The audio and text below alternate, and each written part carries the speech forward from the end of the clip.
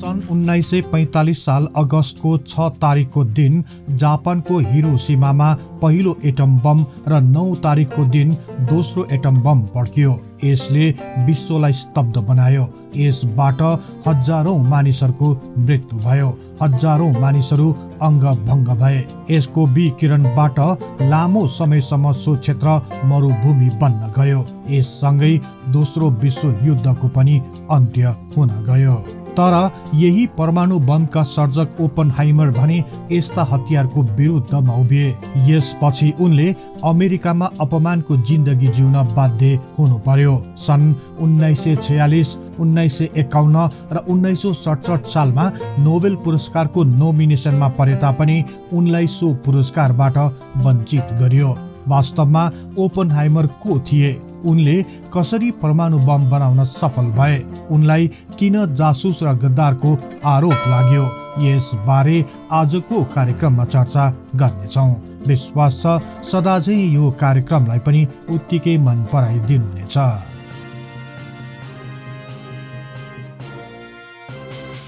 जर्मनीमा सन् 1933 साल मार्च 5 तारिकको दिन आम निर्वाचन सम्पन्न भयो। सो निर्वाचनमा हिटलरको राजनीतिक पार्टीले झण्डै 44% मत प्राप्त गर्दै कुल सदस्य संख्या 647 मध्ये 288 सिट जित्न सफल भयो। त्यसपछि हिटलरले संसदका अन्य राष्ट्रिय विचारधाराका सदस्यहरूलाई आफ्नो साथमा मिलाई बहुमत कायम गरे। यस लगत्तै राष्ट्रपति हिन्डेनबर्गबाट हिटलरलाई चान्सलर पदमा नियुक्त गरियो। सत्ता आफ्नो हातमा आएपछि हिटलरले आफ्नो अनुकूल कानूनहरू बनाउन थाले। सो नयाँ कानूनले हिटलरलाई देशको अर्थ, सञ्चार तथा राष्ट्रिय सेनामाथि असीमित अधिकार प्रदान गर्यो। यही कानून अन्तर्गत उनले आफ्नो विरोधीहरूलाई सखाप पार्ने कार्य सुरु गरे। आफ्नो पार्टीलाई पवित्र बनाउने घोषणाका साथ पार्टीभित्रका थोरै असहमत राख्ने जोसुकैलाई पनि निर्मम सजाय दिन हिटलर पछि परेनन्। यसपछि हिटलर झन शक्तिशाली बन्दै गए। सन् 1934 साल अगस्त 2 तारिकको दिन तत्कालीन जर्मनीका राष्ट्रपति पल भन हिन्डेनबर्गको मृत्यु भयो। उनी पछि राष्ट्रपतिको पदमा हिटलर स्वयं स्थापित भए। यसरी राष्ट्रपति र प्रधानमन्त्री आफै बनेपछि हिटलरले सबैभन्दा पहिले पूरी जर्मन सेनालाई आफूप्रति इमान्दार रहने गरी शपथ खुवाए र आफूलाई फ्युरियर अर्थात् नेताहरूको पनि नेता, विश्व विजेताको रूपमा घोषणा गरे। जर्मनीको शक्तिशाली नेता बनेपछि हिटलरले आफ्नो सेनालाई अत्याधुनिक बनाउने कार्यको थालनी गरे। यसै समयताका मध्य युरोपमा युद्धको ज्वाला निकै भड्किरहेको थियो। जर्मनी छिट्टै आणविक बमको विकास गर्न चाहन्थ्यो, तर उनीहरू सठिक परिणामतर्फ पुग्न सकिरहेका थिएनन्। तत्कालीन समयमा अमेरिकामा रहेका अल्बर्ट आइन्स्टाइनले भौतिक शास्त्रमा निकै राम्रो काम गरिरहेका थिए। जर्मन वैज्ञानिकहरूले युरेनियम अणु ऊर्जा र यसको प्रयोगको बारेमा केही सहयोग गर्न अल्बर्ट आइन्स्टाइनलाई एक पत्र पठाए। सो पत्र प्राप्त गर्ने बित्तिकै अल्बर्ट आइन्स्टाइन स्तब्ध भए। त्यसपछि उनले कति पनि ढिलो नगरी अमेरिकी राष्ट्रपति फ्रेङ्कलिन रुजवेल्टलाई सबै जानकारी सहित एक पत्र पठाए। सन् 1939 साल अगस्त 2 तारिकको दिन पठाएको सो पत्रमा आइन्स्टाइनले जर्मनी आणविक बमको विकासमा लागि परेको र सो बम ढिलो चाँडो बन्न सक्ने र त्यसतर्फ सतर्क हुनुपर्ने राय उल्लेख गरेका थिए। अल्बर्ट आइन्स्टाइनको सो खबरले अमेरिकी राष्ट्रपति फ्रेङ्कलिन रुजवेल्ट निकै चिन्तित बने।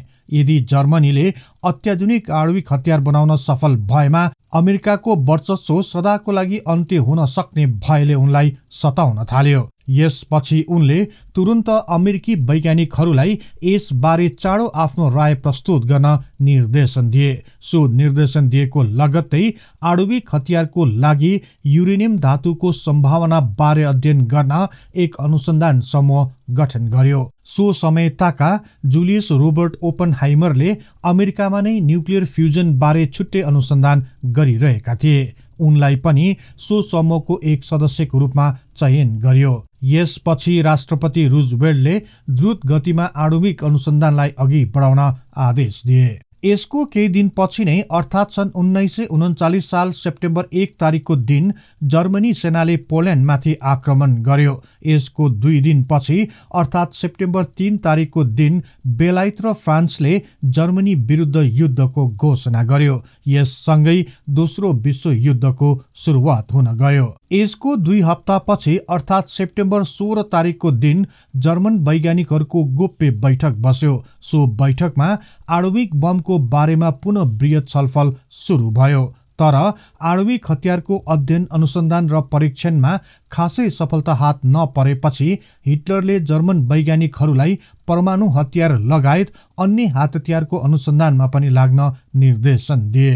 तर अमेरिकी सरकार भने पछि हटेन। सन् 1941 साल अक्टोबर 11 तारिकको दिन अमेरिकी राष्ट्रपति रूजवेल्टले बेलायती प्रधानमन्त्री विन्स्टन चर्चिललाई आणविक हतियारको विकासको लागि सहकार्य गर्न एक प्रस्ताव पत्र पठाए। सो प्रस्तावप्रति विन्स्टन चर्चिलले पनि सहमत जाहेर गरे। यो समयसम्म अमेरिकाले आफ्ना हितैषी राष्ट्रहरूलाई केही हात हतियारहरू दिई सहयोग गरेको भए तापनि अमेरिका प्रत्यक्ष रूपमा विश्व युद्धमा भाग लिइरहेको थिएन। तर सन् 1941 साल डिसेम्बर 7 तारिकको दिन अमेरिकाको ओहाहु टापुमा रहेको पर्ल हार्बरमाथि अचानक जापानी सेनाले हवाई आक्रमण गर्यो। सो आक्रमणबाट पर्ल हार्बरमा रहेको अमेरिकी नौसेना शिविर नराम्ररी ध्वस्त हुन गयो। यसको 2 दिनपछि अर्थात डिसेम्बर 9 तारिकको दिन अमेरिकी राष्ट्रपति रूजवेल्टले रेडियो मार्फत आम जनतालाई एक सन्देश प्रस्तुत गरे। सो सन्देश मार्फत अमेरिकी राष्ट्रपतिले अमेरिका अब पछि नहट्ने र विजयका साथ युद्धमा होमिने घोषणा गरे। यसरी दोस्रो विश्व युद्धमा अमेरिकाको औपचारिक प्रवेश हुन गयो। यसको 2 दिनपछि नै अर्थात सन् 1941 साल डिसेम्बर 11 तारिकको दिन जर्मनीले पनि अमेरिका विरुद्ध युद्धको घोषणा गर्यो। यसरी बिस्तारै सो युद्ध झन भयावह बन्दै गयो। यो समयसम्म आइपुग्दा अमेरिकाले आणविक हतियारमा खासै प्रगति गर्न सकिरहेको थिएन। तर राष्ट्रपति रूजवेल्ट भने आशावादी थिए। यही भएर उनले सन् 1942 साल अगस्त 13 तारिकको दिन एक अग्रगामी कदम चाले। आणविक हतियारको अनुसन्धानको लागि एक विशेष योजना बनाइयो। म्यानह्याटन प्रोजेक्ट नाम दिएको सो योजनालाई साकार बनाउन ओपनहाइमरलाई म्यानह्याटन प्रोजेक्टको निर्देशकको रूपमा नियुक्त गर्यो। सो प्रोजेक्टलाई गोप्य राखेर परीक्षण गर्न अति गुप्त स्थानको छनौट गरियो।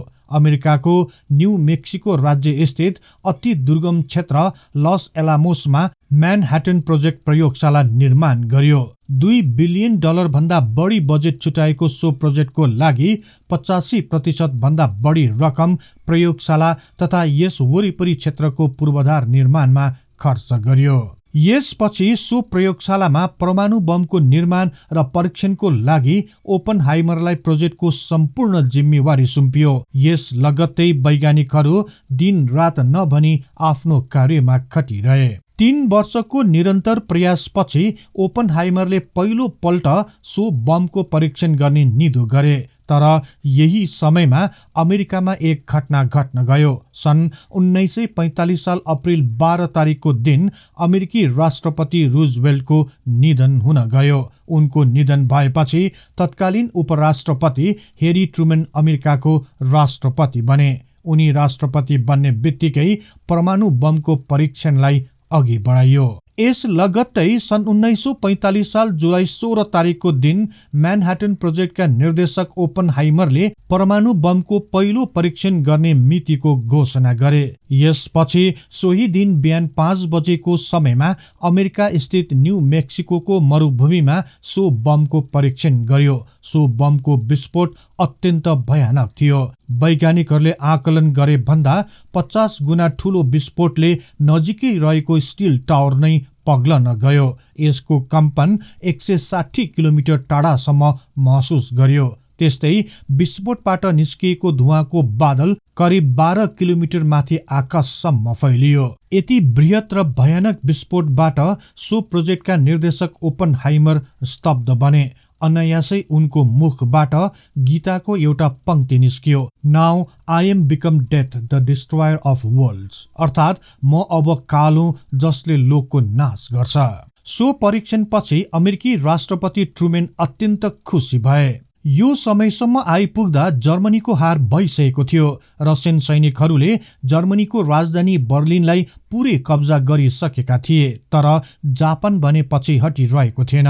पूर्वीय धेरै जसो क्षेत्रहरूमा जापानले आफ्नो एकाधिकार कायम गरिरहेको थियो। अमेरिकाले जापानलाई पराजित गर्न सकिरहेको थिएन। जापानसँग बेलायत र अमेरिकाको पराजय निश्चित जस्तै बन्दै गएपछि अमेरिकी राष्ट्रपतिले जापानमा परमाणु बम खसाल्ने अन्तिम योजनामा हस्ताक्षर गरे।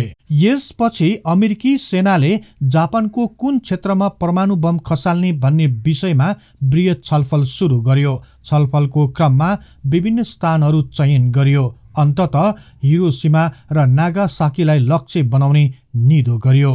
यसरी परमाणु बम परीक्षण भएको 1 महिना पनि नबित्दै अर्थात् सन् 1945 साल अगस्त 6 तारिकको दिन B-29 बम वर्षक विमानद्वारा लिटिल बोय नाम दिएको बमलाई जापानको हिरोशिमा शहरमा खसालियो। त्यसको 3 दिनपछि अर्थात् अगस्त 9 तारिकको दिन अर्को बम नागासाकीमा खसालियो। यसले सारा विश्वलाई स्तब्ध बनायो। सो परमाणु बमबाट हिरोशिमामा 1,40,000 र नागासाकीमा कम्तीमा 74,000 मानिसहरूको मृत्यु भयो। परमाणु बमको विकिरण पूरै क्षेत्रभरि फैलिन गयो। यसपछि अगस्त 14 तारिकको दिन जापानले अमेरिका समक्ष आत्मसमर्पण गर्यो। यसको 2 हप्तापछि अर्थात् सन् 1945 साल सेप्टेम्बर 2 तारिकको दिन जापानी सम्राटले औपचारिक रूपमा हस्ताक्षर गरी युद्धलाई अन्त्य गरे। युद्ध अन्त्य भएकोमा अमेरिकी सरकार अत्यन्त खुशी देखिए, तर परमाणु बमका सर्जक ओपनहाइमर भने निकै दुखी बने। हिरोशिमा र नागासाकीमा भएको भयानक विनाशले उनलाई भित्रैदेखि परिवर्तन गरिदियो। ओपनहाइमरलाई जापानमाथि गरिएको परमाणु बम विस्फोट न्यायसङ्गत लागिरहेको थिएन। यसपछि उनले यस्तो विनाशक बमको विरुद्धमा उभिने प्रण लिए। जापानमा परमाणु बम खसालिएको 2 महिनापछि अर्थात् सन् 1945 साल अक्टोबर 25 तारिकको दिन राष्ट्रपति ट्रुमेनले राष्ट्रपति भवन व्हाइट हाउसमा ओपनहाइमरसँग भेट गरे। भेटको अवसरमा ओपनहाइमरले ट्रुमेनसँग भने, mister president, I feel I have blood on my hands, अर्थात् राष्ट्रपतिज्यू, मलाई लाग्छ मेरो हात रगतले लतपतिएको छ। यो सुन्ने बित्तिकै ट्रुमेन ओपनहाइमरसँग निकै रिसाए। उनले आफ्नो मुख्य सचिव डिन आचेसनलाई निर्देशन दिँदै भने, यो मान्छेलाई यहाँबाट निकालिहाल, यसलाई म फेरि यहाँ देख्न चाहन्न। यसपछि राष्ट्रपति ट्रुमेनले ओपनहाइमरलाई बेवास्ता गरिदिए, तर ओपनहाइमर चुप लागेर बसेनन्। उनले परमाणु हतियार विरुद्ध आफ्नो आवाजलाई अझ सशक्त बनाउँदै लगे। उनले यस्ता हतियारहरू नियन्त्रण गर्नुपर्ने विषयमा विभिन्न स्थानहरूमा आफ्नो भनाइहरू प्रस्तुत गर्दै गए। यसको 4 वर्षपछि अर्थात् सन् 1949 सालमा ट्रुमेनले हाइड्रोजन बम बनाउने प्रस्ताव पेश गरे। सो योजनामा लाग्न ओपनहाइमरलाई अनुरोध गर्यो, तर उनले ठाडै अस्वीकार गरिदिए। तर पनि अमेरिकी सरकारले ओपनहाइमर बिना नै सो आयोजनालाई अघि बढायो। यसै समय ताका अर्थात् सन् 1949 साल अगस्त 29 तारिकको दिन सोभियत संघले परमाणु बमको सफल परीक्षण गर्यो। यो परीक्षणसँगै अमेरिकाको वर्चस्वमा चुनौती खडा हुन गयो। यसबाट अमेरिकी सरकार निकै त्रस्त बन्यो। यति चाँडै सोभियत संघले परमाणु बम बनाउन सक्छ भन्नेमा अमेरिकी सरकारले विश्वास गर्न सकिरहेको थिएन। यसका साथै यस सफल परीक्षणको पछाडि ओपनहाइमरको हात रहेको आशंका गर्न थाल्यो। ओपनहाइमरलाई गुप्त रूपमा सोभियत संघलाई सहयोग गरेको आरोप लाग्यो। तर यसबारे ओपनहाइमरले खुलेर प्रतिरोध गरे। तर पनि अमेरिकामा ओपनहाइमरलाई जासुस र गद्दारको रूपमा प्रदर्शित गरियो। सन् 1954 सालमा अमेरिकाको एटोमिक एनर्जी कमिसनले ओपनहाइमरलाई यसै विषयमा सोधपुछको लागि बोलायो। सो सोधपुछको क्रममा उनले आफू निर्दोष रहेको र सोभियत संघलाई परमाणु बमबारे कुनै पनि जानकारी नदिएको बताए। तर पनि उनलाई जासुस र गद्दारको आरोप लागिरह्यो।